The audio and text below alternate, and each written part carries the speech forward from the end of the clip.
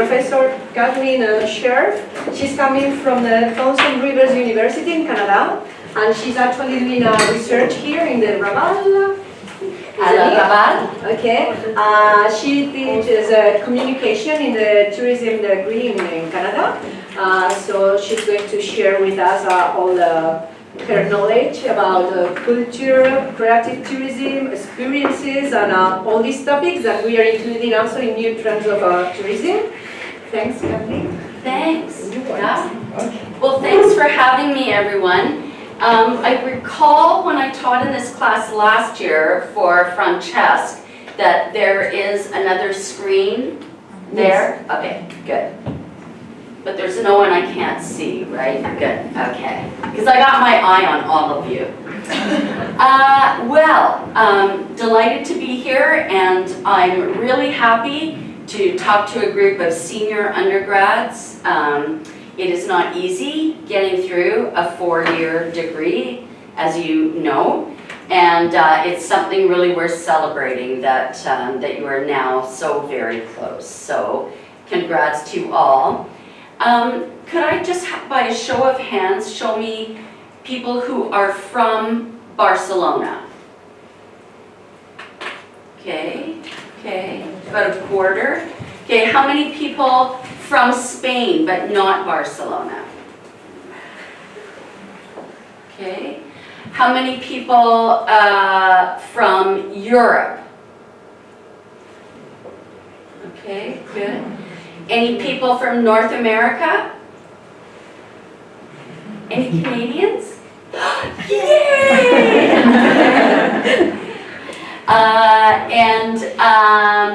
Asia. Okay, good. Nice, really good mix of students. And the classes, the course is in English, I understand. So that's really good. You know, having a class that's this mixed in a language that, except for 2 of you, probably isn't your native language, is a really good way of having an international experience. One of the trends of travel, although I won't be talking about this one, but some of you might want to think about this for a paper, educational tourism is a huge trend in travel. There has always been study abroad, but now there are so many study abroad programs that universities are finding, like any destination market organization, that they need to sweeten up what is in the package for students to get them to come to their university for their international study abroad experience. So I'm sure that in coming to UAB, probably for many of you, one of the aspects is the fact that it's in Barcelona. Yeah? Did anyone? That's one of the reasons I'm here. Yeah. Okay. So what you wanted to engage with then is part of the culture of the place. You didn't want to just go and get your education, but wanted to have an added value, some sort of transformative value that resonated to wants and needs and desires and likes in you, right?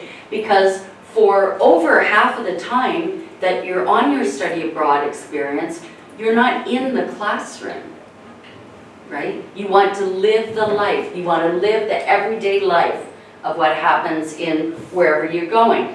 At my university, Thompson Rivers University, we now have on our webpage, as soon as the webpage comes up, it says, "Come for the school, stay for the skiing," because we have this absolutely rocking ski resort just 40 minutes north of town. Like, you can be from your residence room onto the lift in an hour.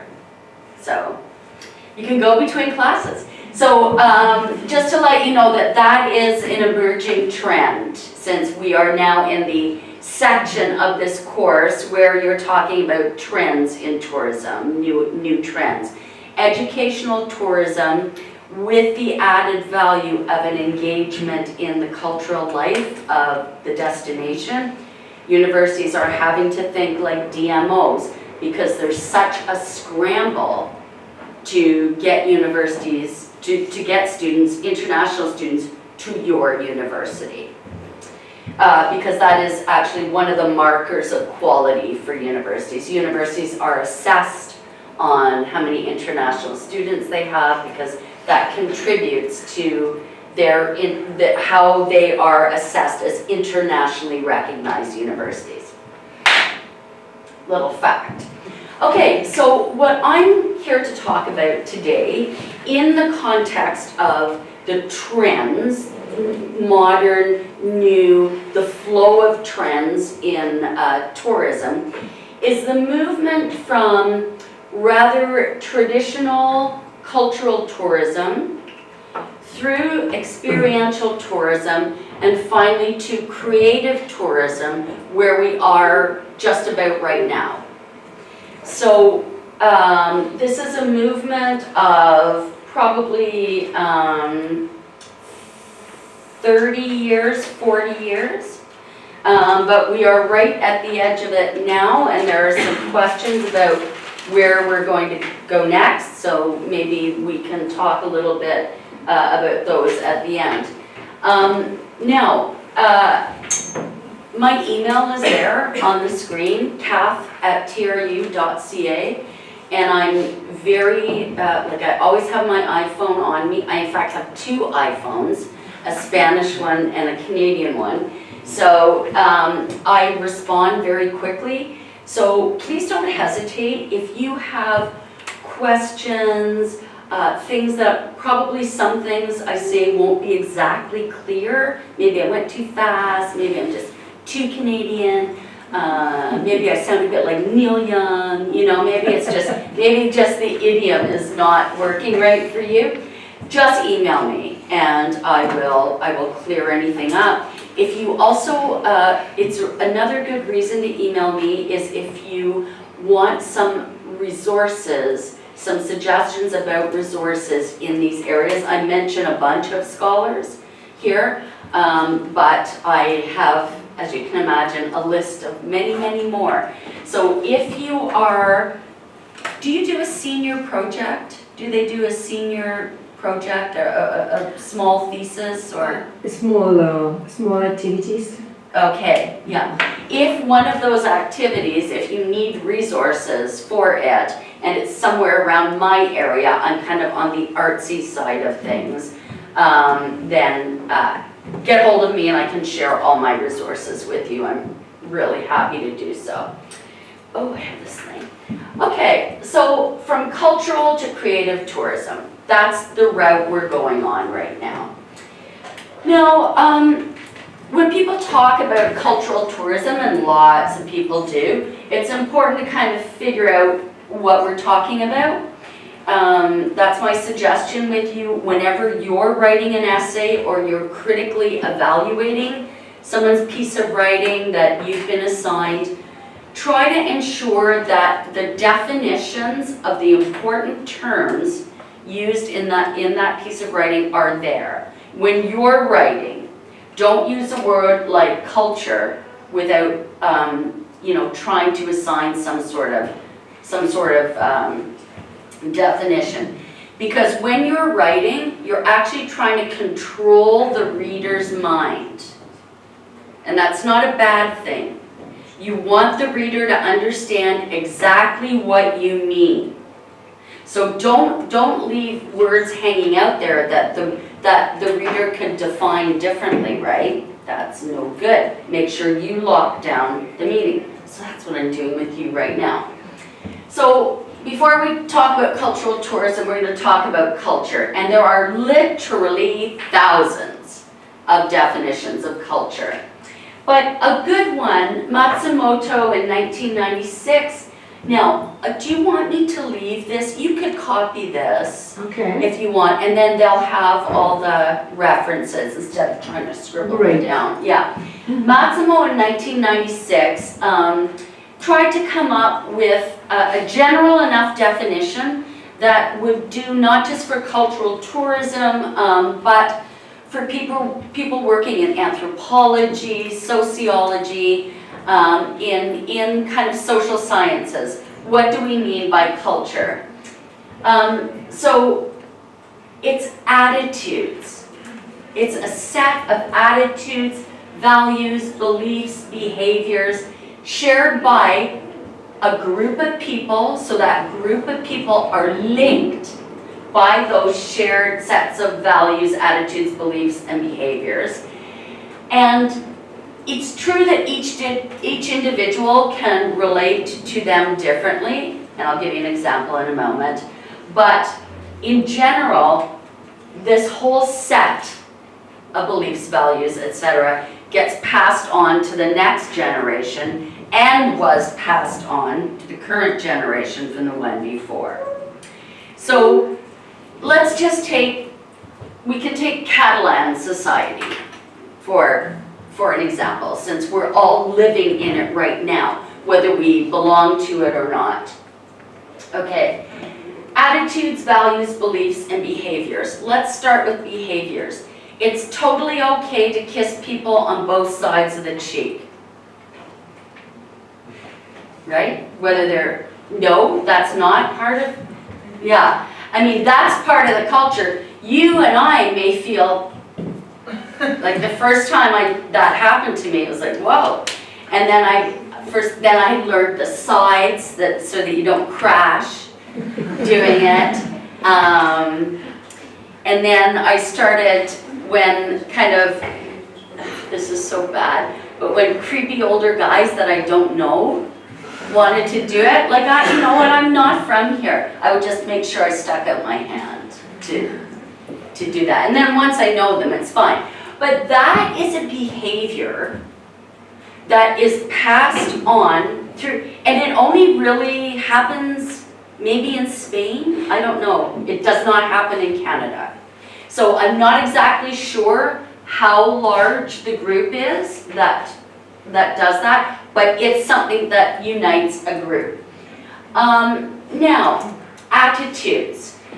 The attitude toward, for example, marriage in Spain is a bit different from the attitude to marriage in North America, because marriages in North America don't always last that long.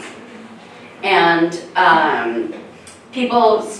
the exes still remain friends, so that in general, so the children can grow up without any problems.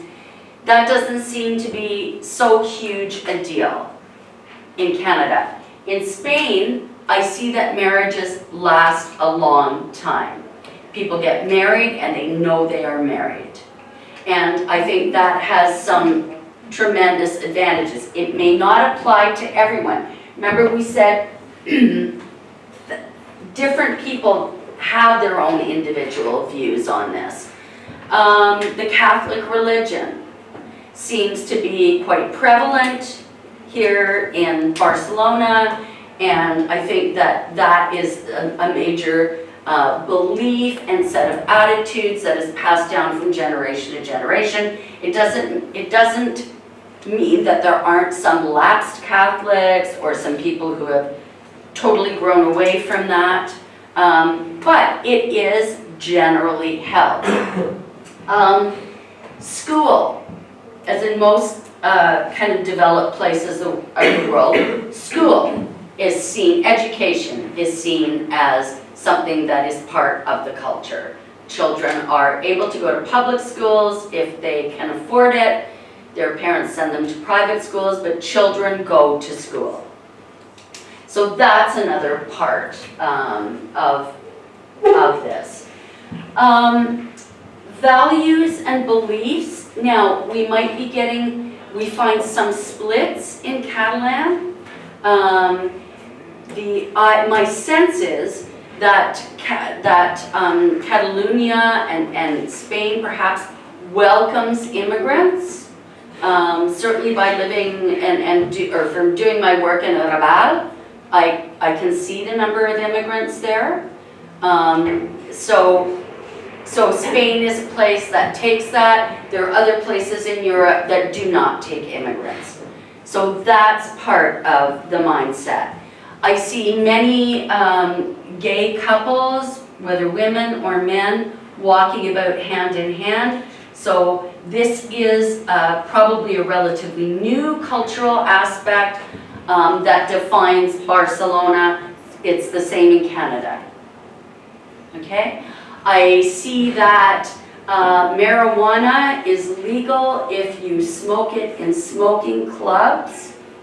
So that is a part of legal, or a part of a kind of cultural, probably new shift, but a defining part of the culture here. In Canada, it will be legal on July 1st. So we have many similarities. We're fairly liberal countries, okay? So that's what I mean. That these attitudes, values, beliefs, and behaviors get passed down.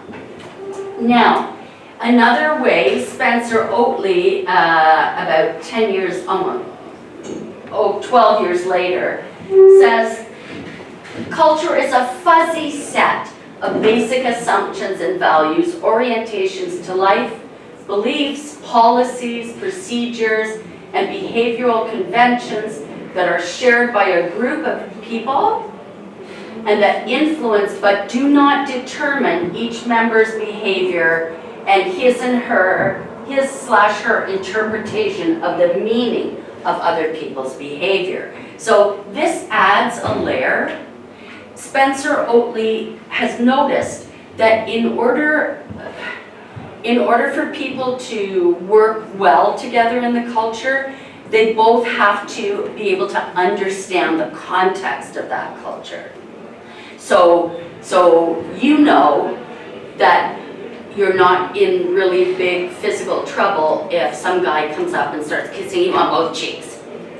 Because you understand that social convention. You can interpret it in the correct way.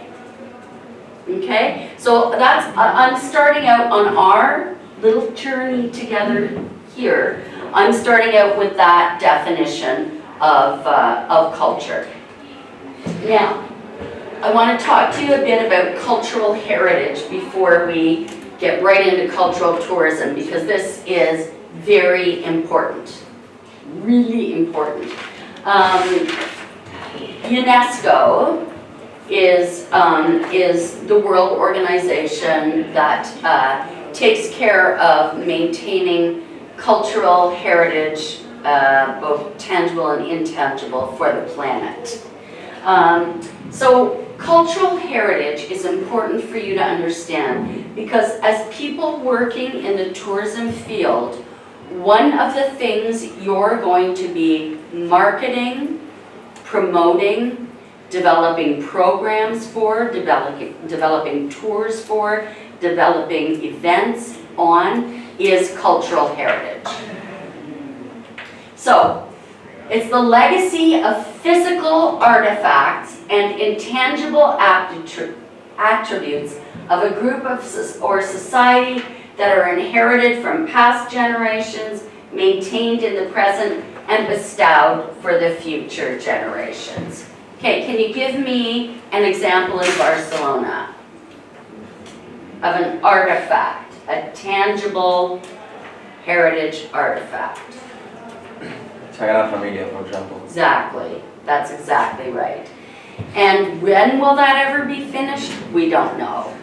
But people believe in it so much that it keeps being constructed and constructed. And that is a huge, tangible sense of Barcelona's past. Tangible heritage includes buildings and historic places, monuments, artifacts, etc., which are considered worthy of preservation for the future. These include objects significant to the archaeology, architecture, science, or technology of a specific culture. But I would add in there, and from, if any of you have studied with Francesco Romagnoli, then you know that natural places, natural spaces are also part of the tangible heritage of an area, and that they are also cared for in order to be bestowed on future generations. How about some other examples from other countries? Tangible heritage. Stonehenge in England. Stonehenge in England, perfect. The Colosseum. Colosseum, Rome, perfect. Has anyone been to Bilbao? Yes. Okay. What's there? Guggenheim. The Guggenheim. The Guggenheim, so that, I was there just this weekend. Amazing building, amazing building. But also the art inside is not just expensive, well, it's all expensive, but it's not just Jackson Pollock or Andy Warhol or those guys. There are there's a huge number of Basque sculptors in there. So they are preserving that and preserving kind of Western culture for times to come. Any art gallery, the Louvre. How many people here have been to the Louvre? Okay. How many people were disappointed when they saw the Mona Lisa? It's like this big. It's so tiny. And there's this big box of plexiglass around it, and there are 1,000 people standing in front of you with their cell phones up, taking a picture of it. Like, that's tough. That's tough, right? Amsterdam, the canals. So when we move into Africa, some of the traditional dances and ways of life, camel tours, all of these things are ways that tangible and intangible culture is preserved, okay? Intangible heritage includes living intangible expressions inherited from our ancestors and passed to our descendants. So oral traditions, certainly in First Nations in Canada, we have a huge First Nations community. The oral traditions are very important because they didn't write stories down, they told them. Performing arts, any kind of ephemeral performing arts, I'm going to see Frankenstein at TNC. That there's a show and then it's gone. But they're preserving the tradition of theater and the tradition of that novel by doing that. Social practices, rituals that we all do. Shops closing here between 2 and 4, or whenever it is. There's never any closing of shops in Canada, so that's something I really needed to get used to. The fact that nobody has dinner till 9 a.m. when normally people should be asleep reading or in bed reading. So all those new things you are learning, you're experiencing not just the tangible elements of visiting another culture here in Barcelona, but also the intangible elements. What it's like to live day to day in Barcelona. And I am guessing that experience is going to be as useful to you as you go on in your life as everything you remember from your degree. And I don't generally believe that professors know the truth and they're telling you the truth. All we're doing is telling you scholarships that has gone on before and getting you to think critically about it. But this one thing I will say is the truth, because I know it from my own life.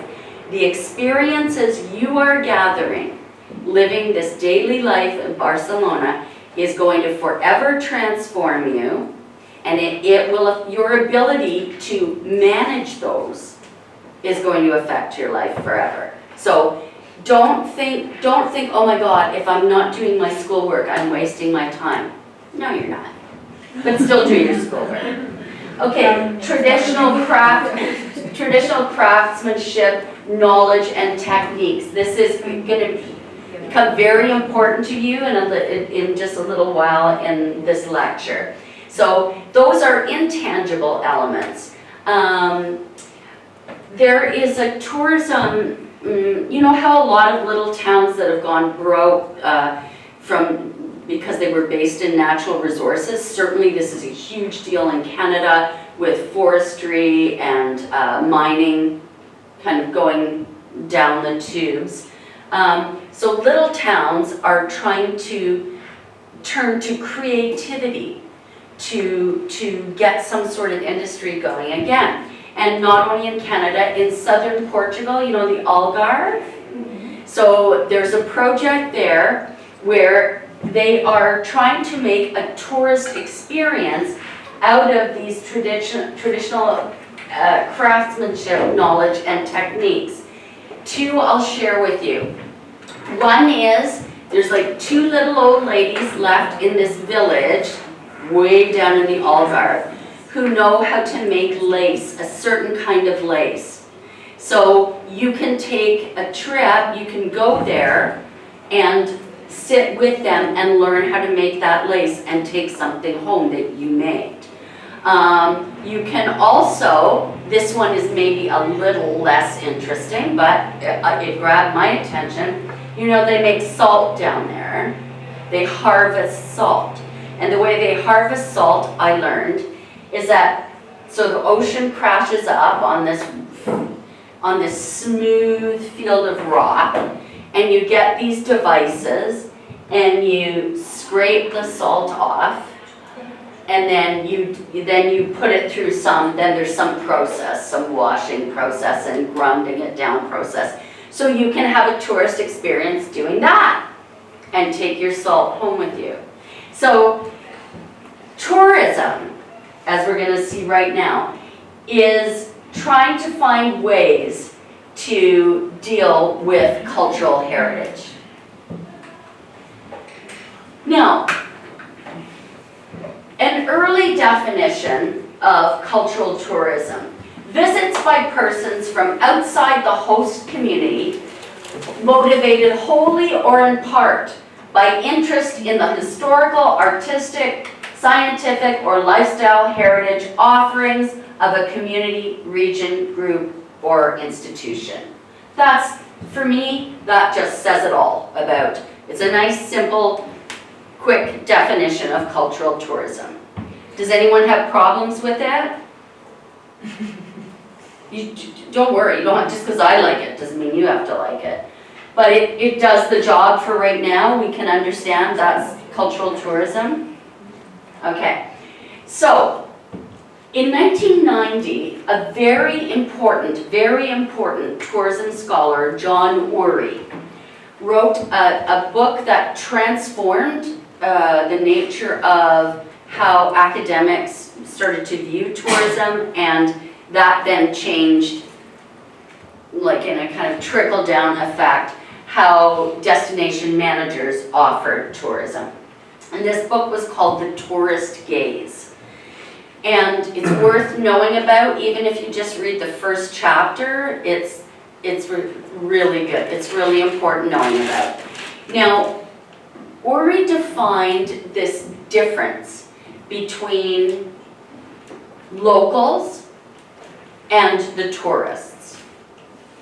And he said that as tourists, we go and we look upon the culture that we want to examine, but we look at it with a tourist gaze, so that we are never really inside that culture.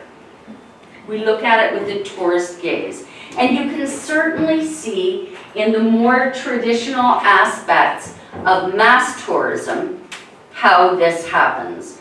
My mom used to go on cruises all the time. I don't know, she's old, she's 91. They liked to do that.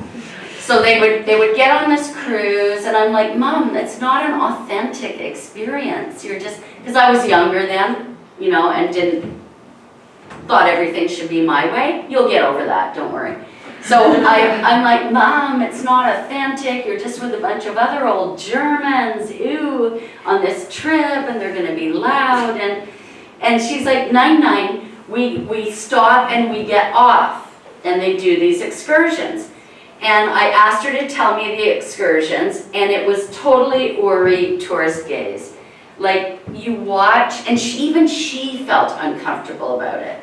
You watch these really poor women, this was like in Panama or something, weave together hats. They've got all their children with them. She's nursing one baby while she's still doing this.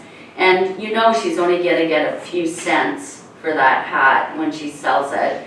When I was traveling in India, the elephants I rode on did not look like happy, healthy elephants. You know, you're kind of, you are in the culture, but you're apart from the culture. And that is what he meant by the tourist gaze. That gaze always takes you a little bit out. Now, and that then came to be known as cultural tourism as a form of cultural consumption. Cultural tourism as cultural consumption. So that the tourists were consuming the culture, but not really leaving anything in return. Now, in this beautiful city of Barcelona, you guys know all about that. And we've just got, I just want to show you a really 5-minute short film.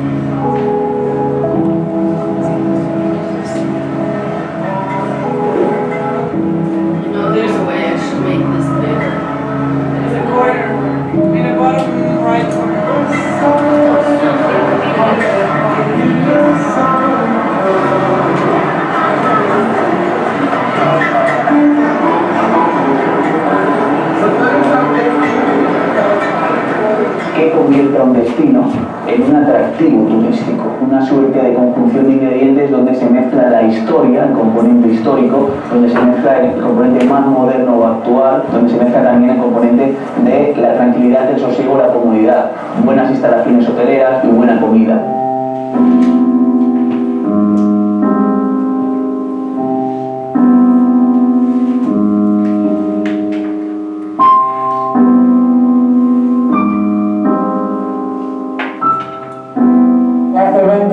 Incluso los últimos 10 han sido de progresión geométrica en cuanto a número de visitantes. Se ha masificado de una manera impresionante. La construcción del muelle adosado, que permite el atraque de hasta 7 grandes cruceros por día, pueden embarcar y desembarcar 30.000 personas en un día de agosto en Barcelona hoy, turistas. Todo esto ha masificado el turismo. Pero cuidado, ¿y por qué? Según los últimos estudios, Barcelona es el cuarto destino que más defrauda a los turistas. Esa gente viene motivada por el boca a boca, también por el impacto que tiene la ciudad en las redes sociales, por una buena campaña de marketing que se agiliza a partir de las Olimpiadas del año 1992.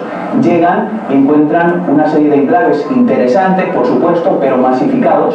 En segundo lugar, inseguros. Y en tercer lugar, esa masificación y esa cierta inseguridad viene acompañada de una pérdida de la calidad. Podemos decir que hemos vuelto a ese turismo de masas, que no se reconoce como tal, pero que sí que lo es, donde se han focalizado una serie de destinos, en concreto, que se han convertido en los principales del ranking.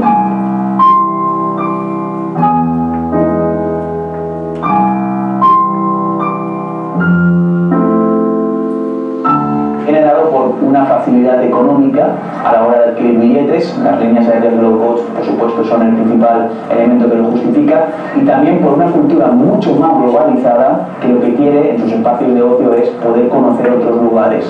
Entonces, este conjunto de ingredientes generan un cóctel, en ocasiones explosivo, que ha convertido el turismo, no el hecho de viajar, sino más bien ese consumo de los destinos, de los enclaves, como una de las principales prioridades de la gente. Por lo tanto, deberíamos pensar cómo potenciar, cómo convertir en algo estimulante, en algo que aglutine esos acicates para el que viene, pero también cómo evitar que esa masificación, esa llegada masiva de gentes se convierta en un retorno negativo.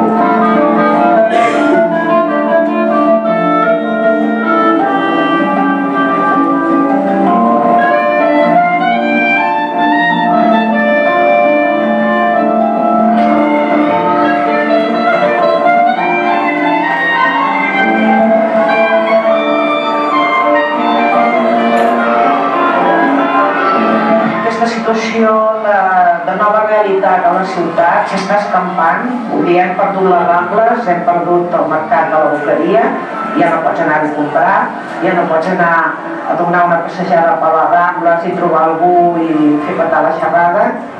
Avui dia aquests dos espais jo penso que estan perduts per la ciutat.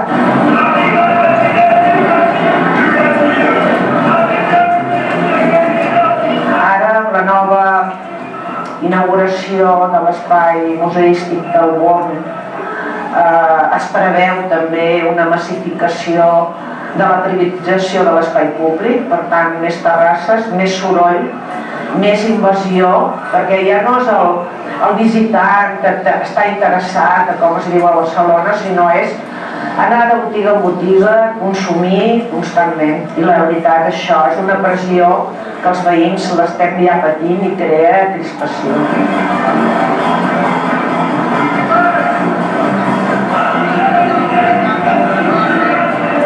That's a much longer film, but I just wanted to show you a chapter of it. Okay, so I'm guessing here.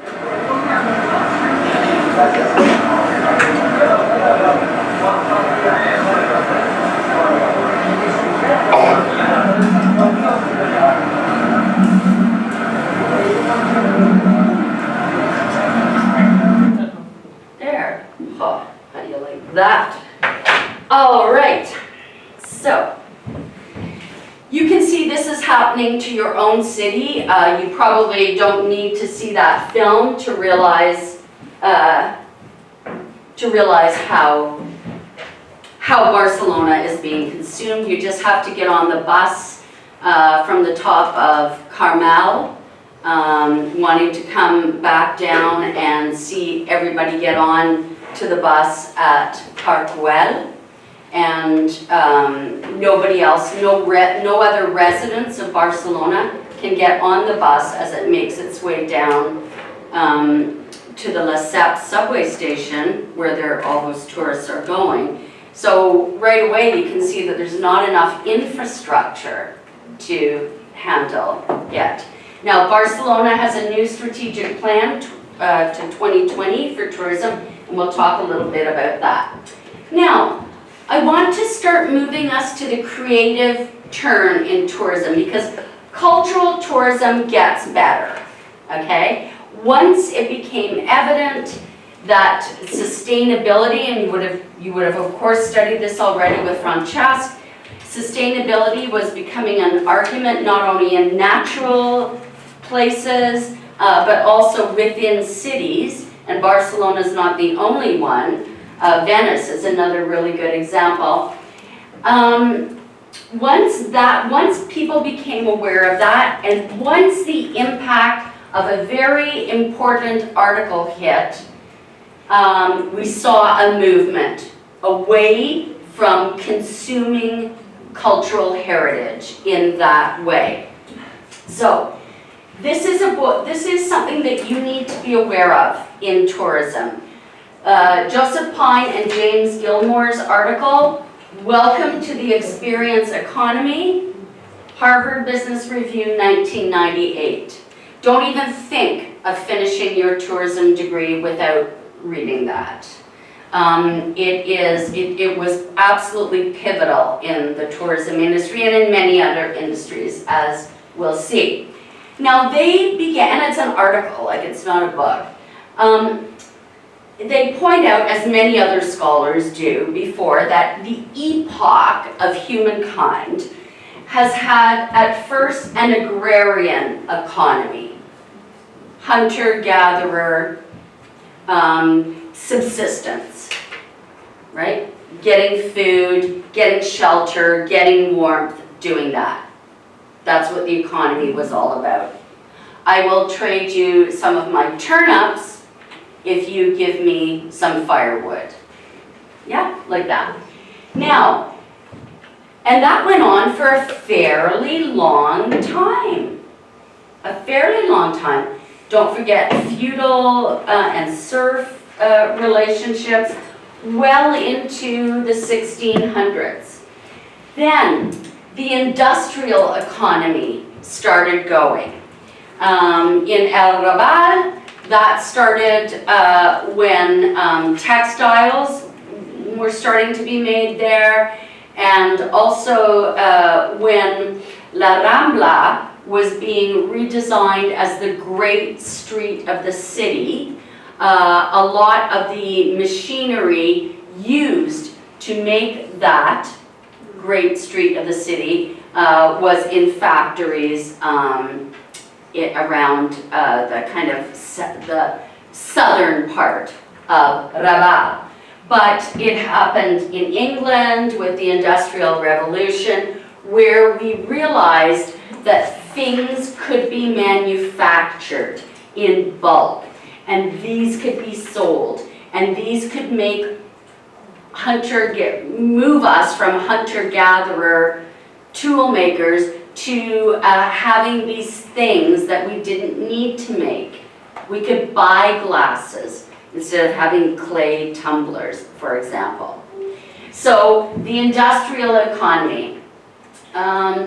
Then came the service economy. So shops where you could buy anything you wanted, the general store. Shops where you could buy clothes. You didn't have to make your clothes anymore. And that just kept growing and growing and growing with all the technology and all the things we've been able to buy, until there are massive IKEA and Walmart stores where you can get every single thing you could possibly need and lots that you don't need. So now Alvin Toffler, not so important that you read this book, but there was a book that shook up the popular readership, not just academic readership, in 1971 called Future Shock. And what Toffler proposed that is now we've moved through these three, and the next big kind of economy to come along to humankind is going to be the experience economy. And that is what Pine and Gilmore write about. And in this economy, to be competitive, sorry, I just need to make sure what time it is. Okay. That in this economy, for a business to be competitive, they must offer not only their product, because everyone offers a product. Everyone has a student abroad, international student destination. Everyone has a product. But the memory of that transaction, the memory, the experience itself becomes the product. And the business can charge more for adding that product. So the experience becomes a vital part of the product. So, for example, Disneyland. It's not just a theme park like any other theme park. Your child who has grown up watching Disney princess videos, and you have grown up watching Disney princess videos, only not so technologically adept. You guys can all go there and meet them. You can meet Cinderella, you can meet the wicked stepmother. Is that Mickey Mouse? It's a Mickey Mouse, right? So that really, Disneyland was one of the first kind of places that, or businesses that brought the experience to their product, which is basically a theme park. Apple is another really good example. Going to the Apple store, you're not just buying your MacBook Air. You are buying the whole Apple experience. You know, you are buying the iOS, and then before you know it, you have to get an iPhone. Before you know it, you have to get 2 iPhones. And so it's the whole experience of going into an Apple Center and those cool looking young kids there to help you, that's the added value. Now, for tourism, that became a really huge thing, because you remember, we were talking about regular mass tourism.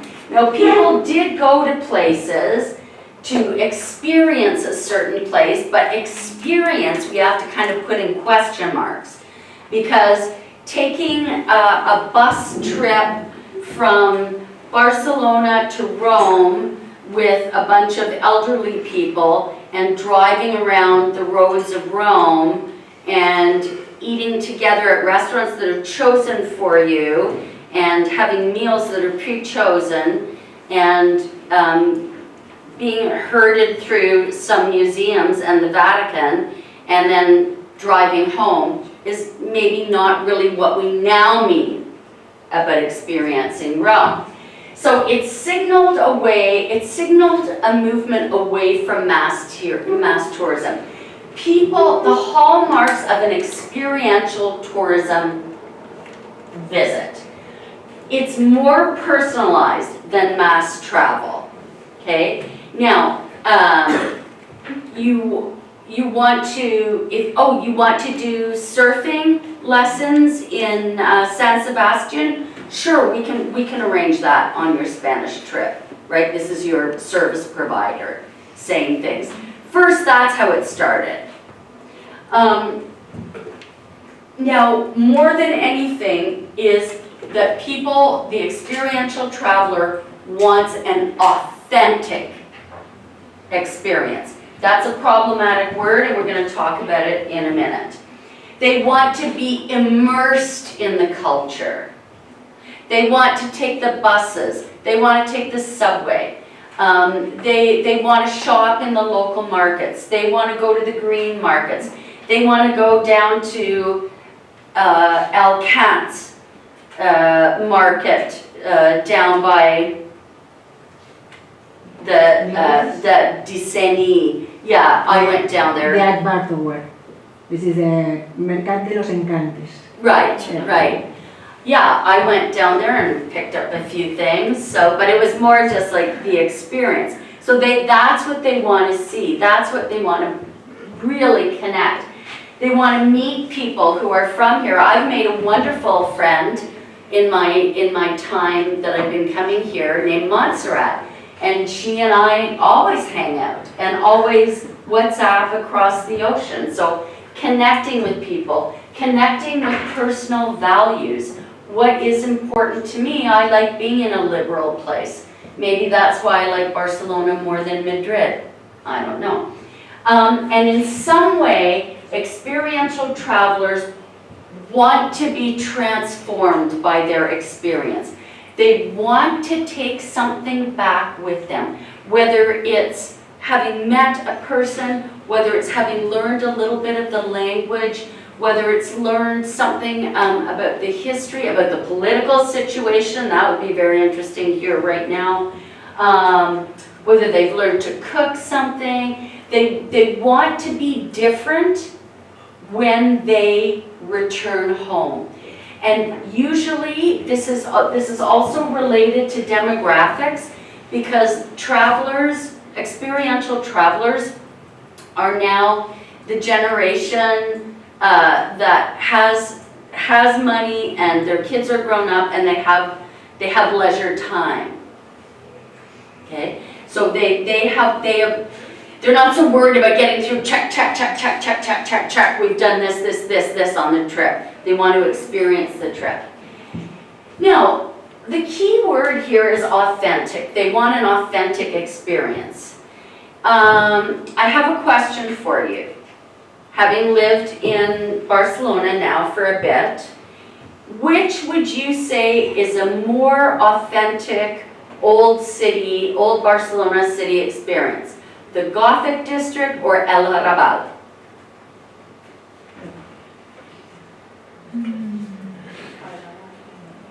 Someone answer. Yeah? I think it depends on what you are looking for. I'm looking for authentic life in Barcelona, in the old city of Barcelona. If you are looking for authentic life, you have to visit the Raval. Exactly. That's my point. It's like on one side, we have the Gothic district, which, I don't know, I think some people still live there, but maybe not many of the people who did live there. It seems quite, and don't get me wrong, I love walking around there, but it's not real, like I wouldn't say it's authentic Barcelona life. I would say it contains lots of authentic, tangible heritage, buildings, you know, in that square we saw bullet holes from the bomb holes from the Civil War. I get that, but the people walking through there, the people are not having everyday life there, right? They're tourists walking through. And the shops are not really there for regular people. Now in Raval, I would argue that that's a bit more authentic because people actually live there. They actually shop at the shops there. There are actually restaurants that local people eat in. There are actually community organizations that assist with some of the people that are struggling in working there.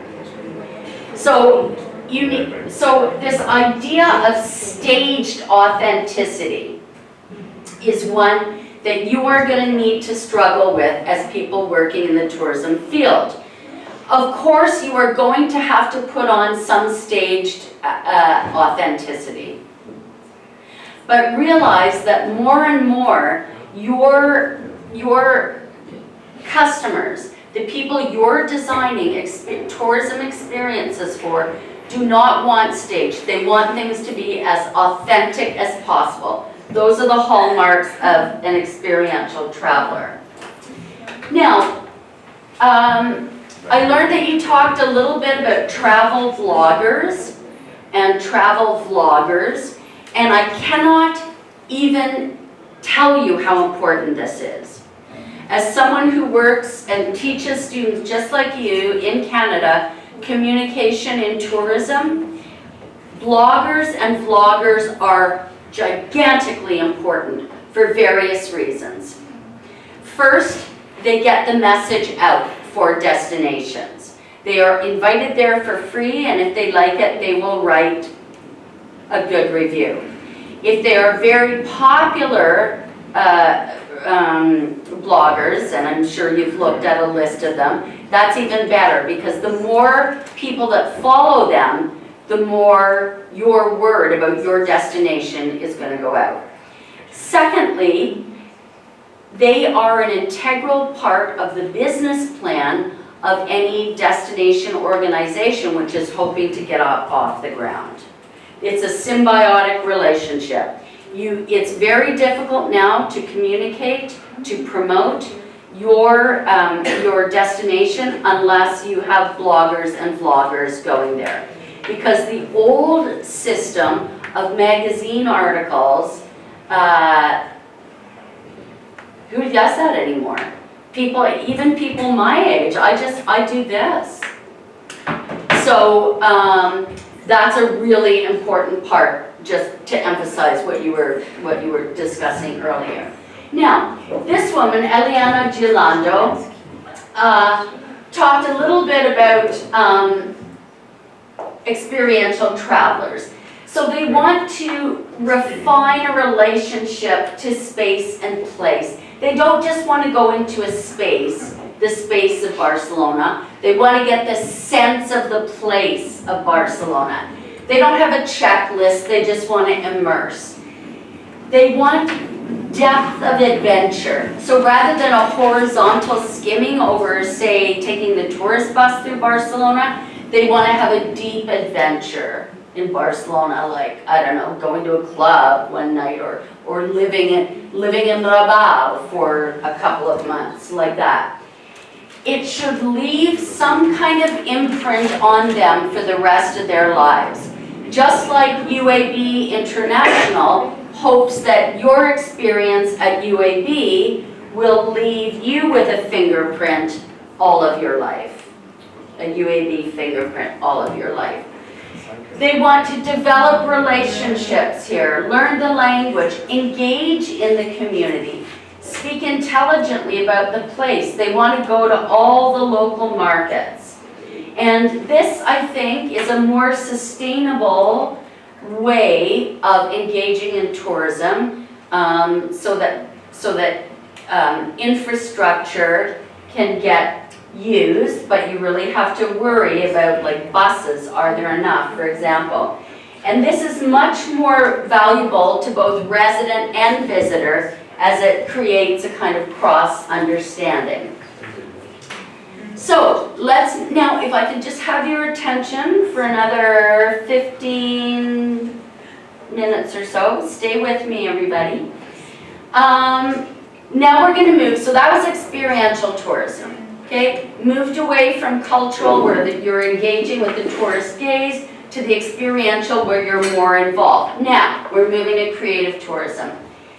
There's all kinds of ways we can apply the word creative to tourism. We can develop, it's creative to develop tourism products and experiences. We can be creative by revitalizing existing projects. We can use, valorize, or leverage our already cultural and creative assets that we have in a place. We can provide economic spin-offs for creative development. We can use creative techniques to enhance the tourist experience. And by doing all this, we add a buzz to the atmosphere of the creative tourist place. The more creative it is, the more of a buzz there's going to be about it. Now, let's look at some definitions of what a creative tourist is and how this is just a little bit different from an experiential tourist. Let me make this clear to you. Experiential tourism couldn't have existed without cultural tourism before it. Creative tourism could not have happened without experiential tourism before it. It's a fulcrum. Okay, so let's see. Greg Richards is absolutely the guru of creative tourism. Oh, can I write on this board? An article that all of you should read, and it's not long. It's called Creative Tourism.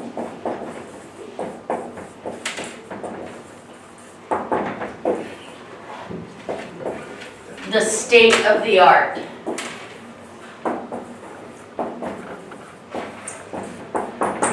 (2011), G.W. Richards, and I think it's in the Annals of Tourism. It's not long, and it has a fabulous bibliography at the end of it, so if you're looking for more resources. Now, Greg Richards, he proposes that creative tourists not only visit places, they also make them. See, we're getting into a whole different thing now. We're talking about placemaking.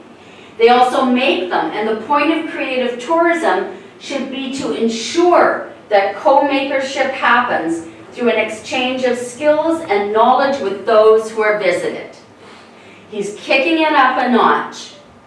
Not only do experiential tourists immerse themselves, but creative tourists help make the place, define it, help brand it, make it so there's some intercultural connection. Maitland and Newman, and this is so true in my own case and in your cases, clear demarcations between leisure and workplace, leisure and work activities, and leisure and work time are being eroded.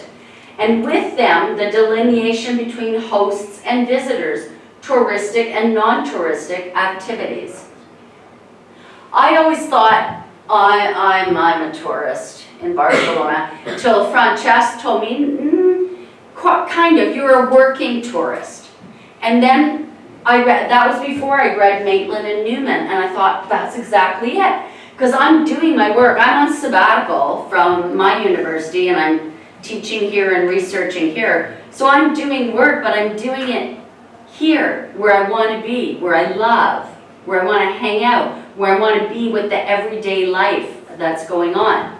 So this demarcation between visitor time, like vacation time, whoever even talks about vacation time and work time, is completely eroded for me. And for those of you who are here from outside Barcelona, it is for you too.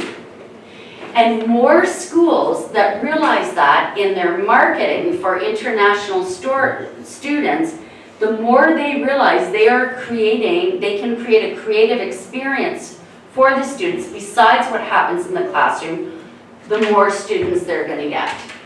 Okay, and then Stielanu Lambert, visitors seek to engage their creative skills to develop new relationships with the everyday life of the destination. You know, one of the things I like doing best here in my tidy little apartment in Gracia is going to the Mercat Libertad, buying my fresh food, cooking it. Because it's all different kinds of food than we get in Canada. Fish, weird looking fish. And so that is, I'm employing my creative skills to engage with everyday life here. So that's kind of one step further.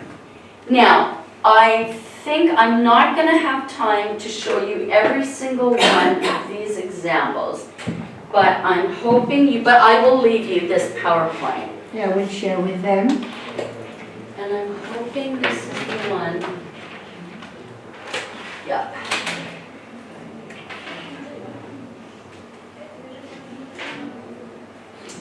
This is about oyster fishing in New Brunswick. Assuming it'll come up.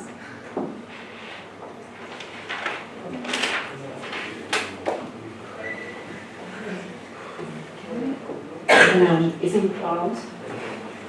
Oh, Click just hit it. on the page, yeah. And so.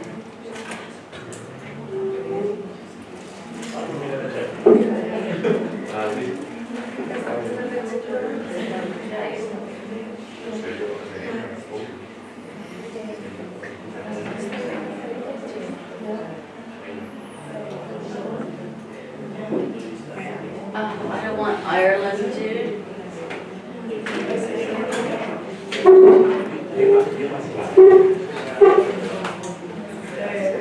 You know, I might not be able to manage this.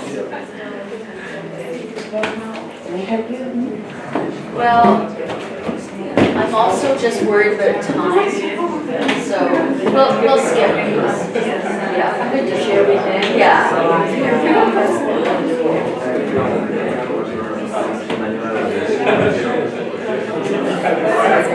Okay, everyone. Whoa, whoa, whoa. Oh. Hello. Hi, I'm Rick Steve. So this time we're exploring the best of Western Ireland. And we're starting about as west as you can get on the air. Hopefully it stopped. Okay. So I've got like 6 or 7 videos, but maybe you have a class Facebook or something that you could put them on that are some really good examples of both experiential and creative tourism. Now, the most important thing about creative tourism is that it's a co-creation of the tourism experience. The co-creation. The co-creation of place and experience, and that's called collaborative placemaking. And this is right from the Barcelona strategic plan. They talk about co-constitutive places. Far from being an outside phenomenon, tourism produces the city, and at the same time, the city shapes tourism's possibilities. So it's co-constitutive. So instead of seeing one or the other, it's seen as together. This way we want an authentic engagement between residents and locals. We want promotion of cultural exchange, because when you people from away come to Barcelona, you don't just engage with Barcelona. Barcelona engages with your home country through you. We want to be building relationships between visitors and residents, and you are surely making friends here now, those of you from away. As the people here say, next parish over is Boston, right? No idea. It's something with you too. It keeps going on.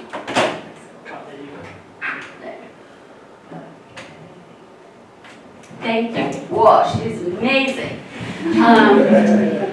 What we want to do in building these relationships is make mutually beneficial social capital. Okay? And it doesn't have to be the same social capital on each side. And another hallmark of the creative tourism experience is that the transformative experiences are available only in that place. You can only get that experience in that place.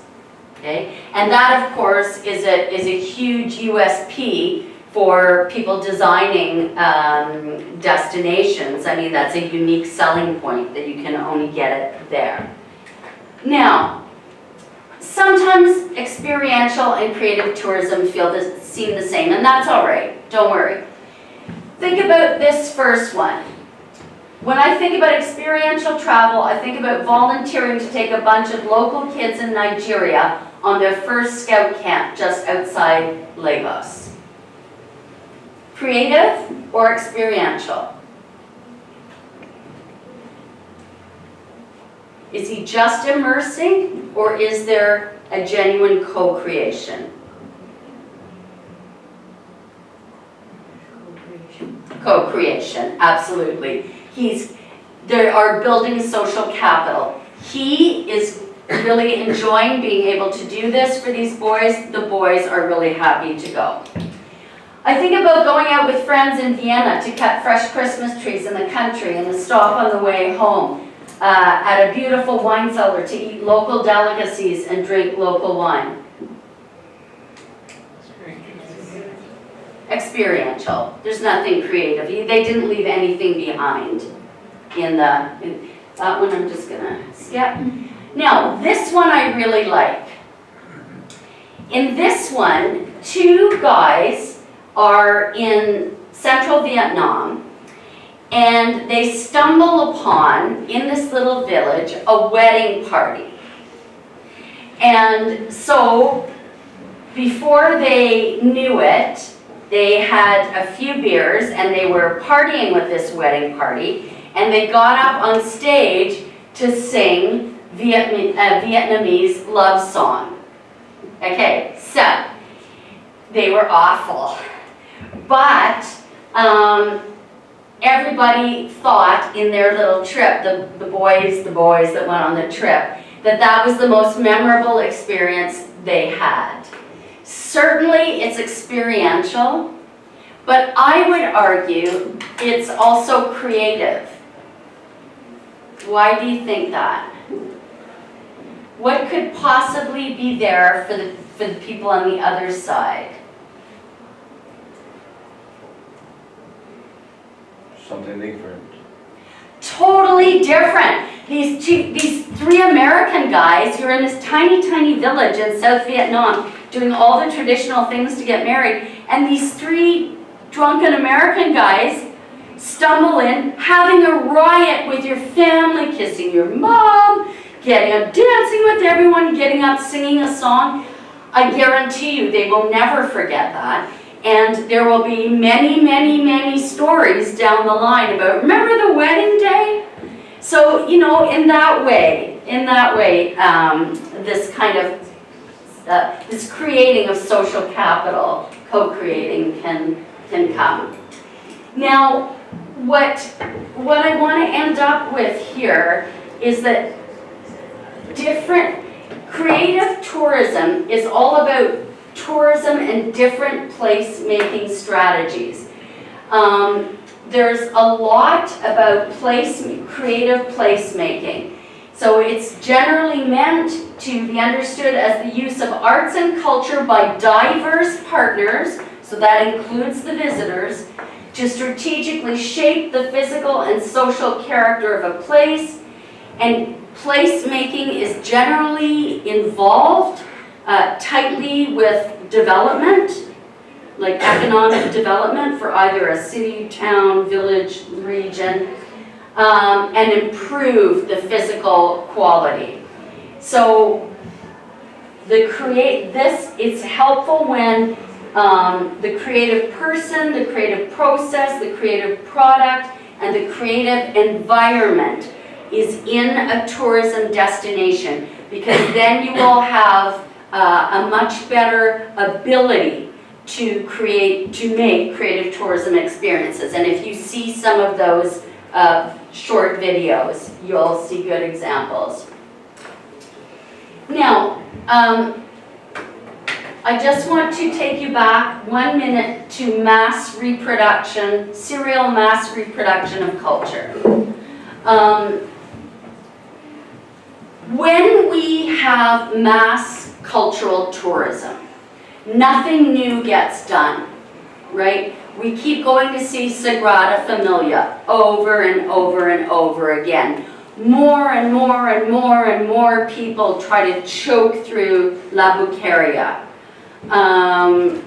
We continue to fight for the top spot on the right-hand side on the double-decker city buses. So all of that stuff remains the same. But when creative placemaking is involved, when creative tourism is involved, then this mass serial reproduction of cultural heritage gets split open a little bit.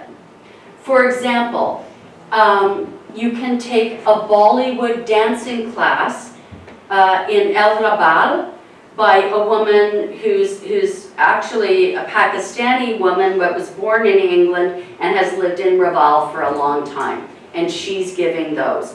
So that's a creative experience that could be done. You can take cooking classes in all kinds of making all kinds of Catalan food. So there are many. I have the tourism and humanities class think up for their exercise what new creative tourism experiences could be done. And one of them was, none of them were done in Barcelona, but one was in Seville. And you know how they have these headdresses for, I guess it's flamenco dancing? Or Peineta. Right. So the experience was that they could get local designers, so you're capitalizing on resources you already have. You take a half day, the materials are provided, they're paid for in the fee. You take a half day under the guidance of these women and make your little hat and get to take it home. Like, those are the kinds of things. The social capital on both sides is that income comes into the artisans that make these little hats, and the visitor learns something about the history and culture, and this artifact makes one and takes it home. So that was kind of a good example of that. Very quickly, this is, I just wanted to let you know what I'm doing in El Raval. I want to know if social media is a way that residents, workers, and visitors can co-place make in Raval. I'm doing a quantitative study, which you're gonna, don't put away your computer, which you're gonna get involved with right now. Deep mapping, a qualitative study, so that we can see where visitors and residents interact and how. And my master's student, Hamza Sheikh, is going to do a documentary photograph series for his thesis and contextualizing it in the writing part that documents how visitors and residents get along. But right now, you could really help with this survey. If you've ever been to Raval, and I would really appreciate you doing this. We have a few minutes, like doing it now. We have a few minutes before you leave. You could go to this website. The survey is honestly 5 minutes long. It is so short. And it's available in English and Spanish.